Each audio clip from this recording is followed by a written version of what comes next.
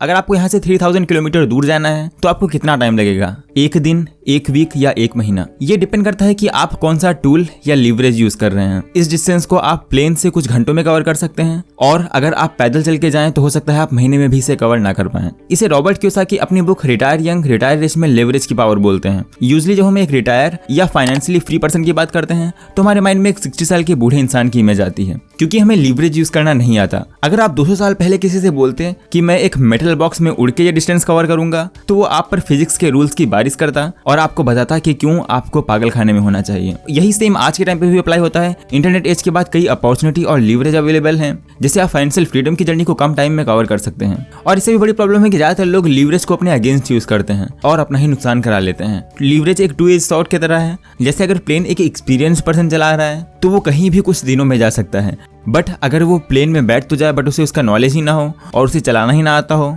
तो वो खुद को ही हार्म कर लेगा। और ऐसा ही फाइनेंशियल लाइफ में भी होता है। तो आज हम रॉबर्ट कियोसाकी की book retire young and retire rich से जानेंगे कि कैसे आप लीवरेज को अपने बेनिफिट के लिए यूज कर सकते हैं और कैसे जल्दी रिटायर हो सकते हैं। 1984 में रॉबर्ट कियोसाकी की फाइनेंशियल सिचुएशन बहुत ही बुरी थी। उस साल उन्होंने अपनी पूरी लाइफ का प्लान बनाया कि कैसे वो 10 साल में फाइनेंशियल फ्रीडम अचीव करेंगे, जिससे वो 1994 में मिलीनियर बने। जब कोई रॉबर्ट से पूछता है कि वो कैसे इतने वेल्दी हुए और कैसे फाइनेंशियल फ्रीडम अचीव की, तो इस पे उनका कहना है कि ये क्वेश्चन गलत है। पैसे कमाने के लाखों तरीके हैं और आप किसी भी एक्सपर्ट से वो तरीका एक महीने में सीख सकते हैं। इसलिए कैसे से इंपॉर्टेंट है क्यों आप अमीर बनना चाहते हैं, क्योंकि आपका वाई डिसाइड करेगा कि आप कितनी मेहनत करेंगे और आप अपने प्लान को फॉलो करेंगे या नहीं। इसलिए अपना वाई पता करें। जैसे कुछ लोगों का वाई इतना वीक होगा कि वो इस वीडियो को भी पूरा नहीं देखेंगे, इसलिए वो ऑथर कहते हैं अपना वाई पता करें। जिसके लिए ऑथर बताते हैं कि आप एक पेज लें और उस पर लिखें आपको क्यों वो चीज़ पसंद है जो आप चाहते हैं और क्या होगा अगर आप उसे अचीव नहीं कर पाएंगे। जैसे अगर आपको रिच बनना है तो एक पेज लें, एक साइड में लिखें लव, दूसरी साइड में लिखें हेट। लव में लिखें कि क्यों आपको रिच बनना है, जैसे being free, buying anything I want, travelling, exploring world, doing what I love to do. और आप हेट में लिख सकते हैं पुअर रह जाना, पैसों के लिए काम करना, अपने पसंद की चीज़ अफोर्ड ना कर पाना, वर्ल्ड को एक्सप्लोर ना कर पाना और पूरी जिंदगी वो काम करना जो आपको पसंद नहीं है। और आप ये पेपर अपने रूम में लगा सकते हैं जो आपको आपका वाई याद दिलाता रहेगा।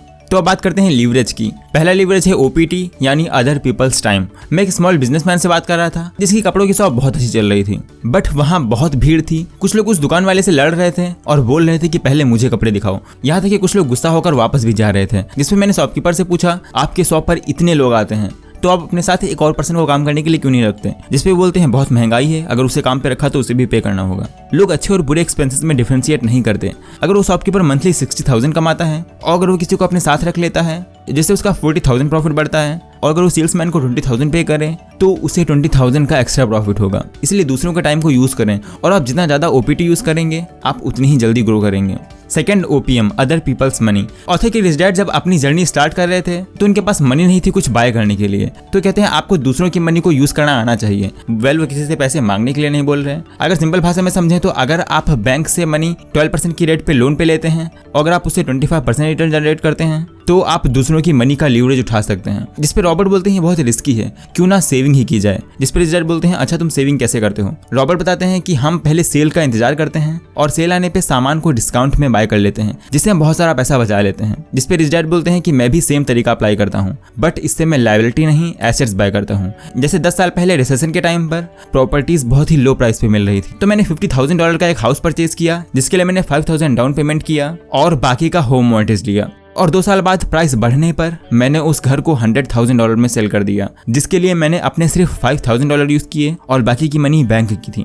बट ये बहुत ही रिस्की है, इसलिए आप दूसरों की मनी कैसे यूज कर सकते हैं इसे अच्छे से सीख लें, तभी ऐसा करें। नेक्स्ट लेसन ऑथर बताते हैं जो कि बहुत इंपॉर्टेंट है, जो कि आपको अपने टाइम और मनी को अपने लिए यूज करना सीखना है। कई लोग दूसरों की मनी या टाइम तो क्या अपना टाइम और मनी भी अपने लिए यूज नहीं कर पाते। जैसे अगर आप पिछले 10 साल से बहुत काम कर रहे हैं और अभी भी आप सेम कंडीशन में हैं तो इसका मतलब है कि आपके टाइम का बेनिफिट आपके बॉस को हो रहा है और अगर आपकी मनी एफडी या सेविंग्स में है तो उससे बैंक का फायदा हो रहा है। इसलिए इन्हें यूज करना सीखें।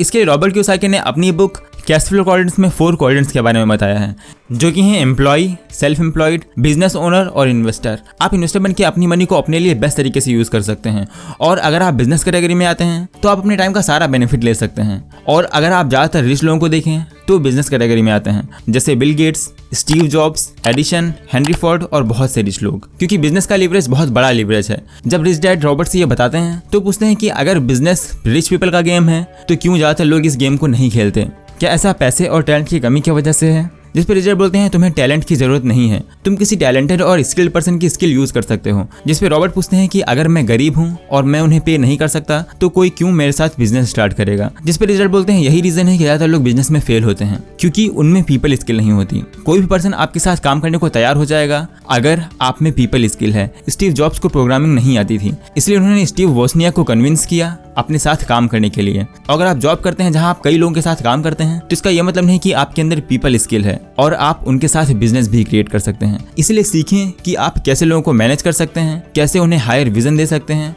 और कैसे उस विजन को सक्सेसफुल बना सकते हैं। उसके बाद नेक्स्ट और सबसे बड़ा लिवरेज है लिवरेज ऑफ माइंड।